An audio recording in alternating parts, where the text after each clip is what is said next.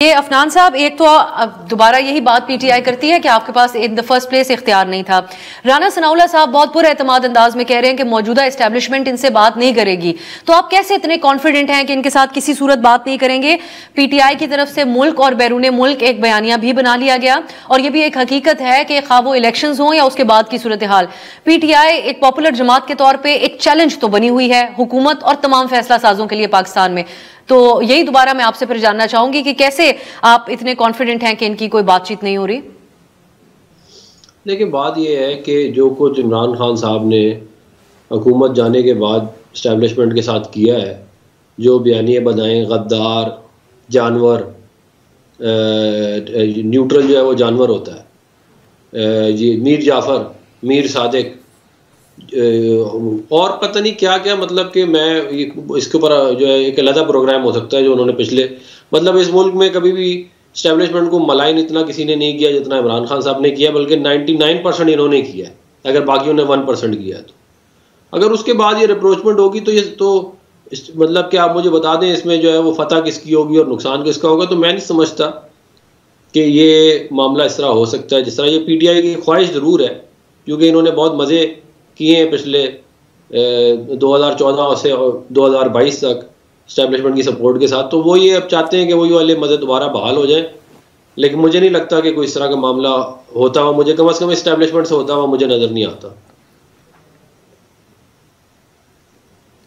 Establishment से तो होता हुआ नजर नहीं आता, लेकिन दो मुलाकातों के हवाले से तो बात है, एक साइडलाइंस के ऊपर, दूसरी के हवाले से रिपोर्टर्स कहते हैं कि बैरिस्टर गौहर साहब ने इनकार नहीं किया कि उनकी दूसरी मुलाकात हुई।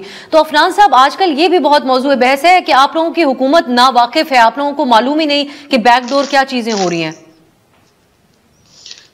देखिए बात यह है कि ये तो फिर अनऑफिशियली क्या कहते हैं बात होगी ना, कि किसी रिपोर्ट की जी हुआ है। और देखें बात यह है कि जब तक ऑफिशियली कोई मामला ना हो या कोई, उस वक्त तक जो है उसके ऊपर तो स्पेकुलेशन ही हो सकती है ना, ख्वाहिशात के ऊपर तो मैं अब क्या ही कमेंट कर सकता हूँ।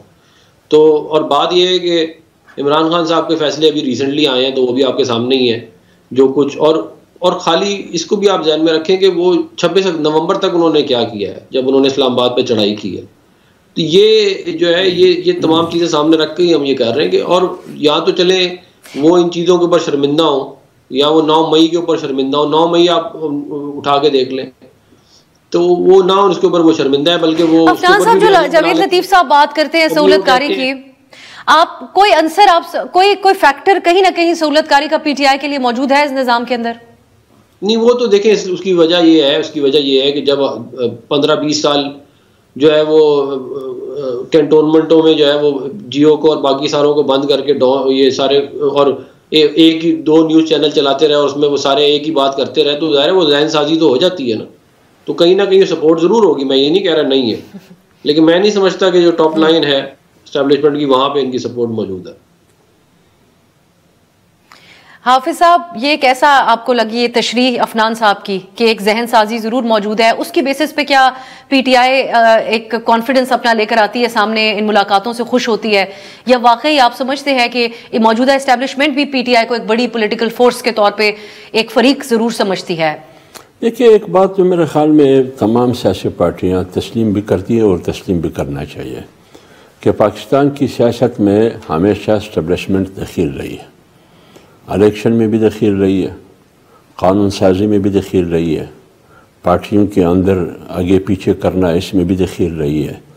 तो लिहाजा आज अगर जो सूरत-ए-हाल आपके सामने है, आपके ख्याल में इसको आप हकीकी जमहूरियत कहते हैं, जो 8 फरवरी और 9 फरवरी के इलेक्शन के नतीजे में जो असम्बली वजूद में आई है, आपके ख्याल में ये असम्बली आवाम के हकीकी वोटों की नुमाइंदगी कर सकती है? ये असम्बली क्या ये हकीकी वोटों से आई है? सारी चीज़ें आपके सामने, बल्कि आप तो समझती है, आज हर आम आदमी समझता है, आम आदमी समझ रहा है कि 8 फरवरी को जो कुछ हुआ, 9 फरवरी को जो कुछ हुआ, उसके नतीजे में जो असम्बलियाँ वजूद में आई, ये आवाम की नुमाइंदगी ये असम्बलियाँ नहीं कर सकती, न ये मौजूदा हुकूमत आवाम की नुमाइंदगी कर सकती है।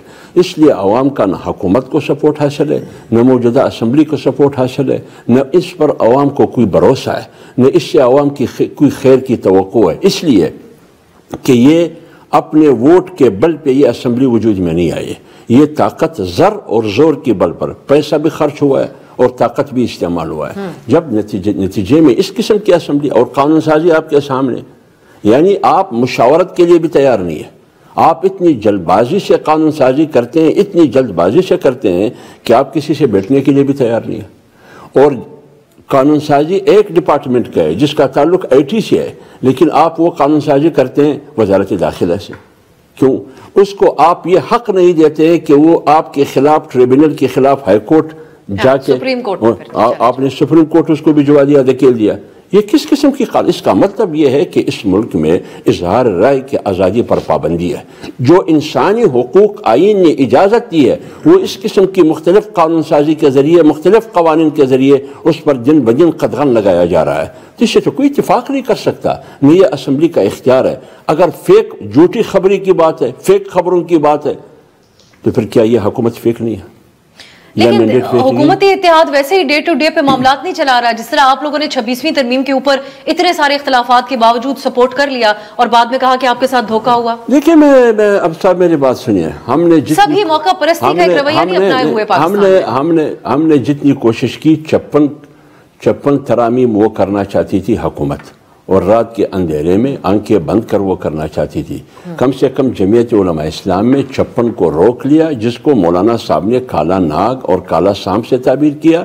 और इसमें यह है कि हमने तमाम अपोजिशन जमातों को ऑन बोर्ड लिया, तमाम अपोजिशन जमातों को। मेरे सामने अपोजिशन जमातों ने मौलाना साहब को ये दाद दिया कि आप जिस तरफ जा रहे हैं वो बिल्कुल ठीक है, ये सही सिमत पे आप जा रहे हैं। और मीडिया पर भी ये सारी चीज़ें मौजूद हैं। तो जमीयत उलमा इस्लाम ने तो कोशिश की वो तमाम चीज़ें जो इंसानी हुकूक की पामाली से जिस कानून साजी का ताल्लुक था, उस तमाम का रास्ता रोक लिया जमीयत उलमा इस्लाम। चलिए, मैं आपसे अब आगे गंडापुर साहब के हवाले से भी बात करूंगी, लेकिन फतियाना साहब, अब आपकी जमात है, उसकी खैबर पख्तूनख्वा की सदारत जुनेद साहब के पास गई है। अली अमीन को साइडलाइन कर दिया गया है सियासी एतबार से, जो पार्टी को चला रहे थे। तो ये बात बताई जा रही है आपकी जमात की तरफ से कि अब क़यादत में तब्दीलियां आएंगी। जो हार्ड लाइनर्स का लफ्ज इस्तेमाल किया गया, यानी जो सख्त गिर मौक़िफ़ रखने वाले लोग हैं इस्टेब्लिशमेंट के खिलाफ, 9 मई वाक़यात के बाद जो इंटैक्ट रहे पार्टी के साथ उनकी वफादारी के एतबार से, इसके क्या मकासद हैं? और फिर ये एक कैसी सियासी तंजीम है कि पिछले कुछ माह से जो लोग एक्टिव थे उनको इस तरीके से भी लेट डाउन करके एक तरफ कर दिया जाए, कारकुन के सामने भी ये बात रखी जाए कि ये होम्योपैथिक बात करते थे, ये कॉम्प्रोमाइज्ड लोग थे। तो ये तो आपकी जमात की बड़ी कमजोरी नहीं जाहिर करता? नहीं, ऐसी बात नहीं है। इससे पहले भी जब हमारी हुकूमत थी तो चारों सूबों के सूबाई सदूर जो हैं, हमने कोशिश की थी कि वो अदर दैन हुकूमत हो, क्योंकि हुकूमत में जो लोग होते हैं वज़ीर आला, उनके पास इतना टाइम ही नहीं होता हुकूमती मामला से निकल कर जमात को टाइम दे सके। इन वज़ीर आला की इमरान खान साहब ने सरजनिश की थी वहाँ से कि ये अपने हल्के की सियासत ना करे, पूरे एक ब्रॉडर मामले को देखें। वो की बात ठीक है, उस वक्त हालात ऐसे थे, लेकिन बाद में एहसास हुआ कि ये तजर्बा कामयाब नहीं हुआ कि हुकूमत और सरकारी ओहदा और जमाती ओहदा इकट्ठा किया जाए। तो उसी वजह से जुनैद अकबर बहुत अच्छा इंसान है, 1995 से खान साहब के साथ है, दियानतदार है, शरीफ आदमी है, स्ट्रेट फॉरवर्ड है, उसकी काफ़ी कुर्बानियाँ भी हैं, कई दफ़ा गिरफ़्तार भी हुआ है। अभी वो पब्लिक अकाउंट्स कमेटी के चेयरमैन भी उन्हें मुतफ़क्का तौर पर बनाया गया है और वो जमात के सदारत भी उनको दी गई है। यकीनन वो एक कमिटेड शख्स है और उस पर लोगों का एतमाद भी है। तो मेरा ख्याल ये जमात का इंटरनल इशू है, इस पर कोई इतना बड़ा मुतफक्कर होने की जरूरत किसी को नहीं है। चले, ये तो खान साहब के अपने बयानात ने इसको ज्यादा संजीदा मामला बनाया, जो कि लगता भी है बज़ाहिर कि संजीदा मामला। लेकिन ये बताएं फतियाना साहब, आप बात कर रहे हैं, अभी भी आपके कहीं ना कहीं एक उम्मीद नजर आती है कि अभी भी इंगेज कर ले हुकूमत, अगर संजीदा रवैया इख्तियार करे तो। अगर हार्ड लाइनर, सख्त गिर ख्याल रखने वाले PTI के लोग अब पार्टी की आदत को टेक ओवर करेंगे तो फिर कैसे मामला बेहतरी क्या तरफ जाएंगे, या फिर आप समझते हैं कि ज्यादा ऐसी बात नहीं है, कोई मुआवजराई लड़ाई झगड़े का तो मेरा नहीं ख्याल कि इस वक्त पार्टी का कोई प्लान है। हमने तो मुज़ाकरात का रास्ता खोला है, दरवाज़ा खोला जो बंद था, और हम आज भी यकीन रखते हैं कि मुज़ाकरात ही रास्ता है आगे बढ़ने का। अभी आप देखें कि गाज़ा में आप देख लें, इसराइल और गाज़ा की लड़ाई थी, बिलाखिर मुज़ाकरात के नतीजे में कैदियों का तबादला भी हुआ, अमन भी कायम हुआ। तो एक दुनिया के मुल्कों में ऐसा हो सकता है तो पाकिस्तान में क्यों नहीं हो सकता।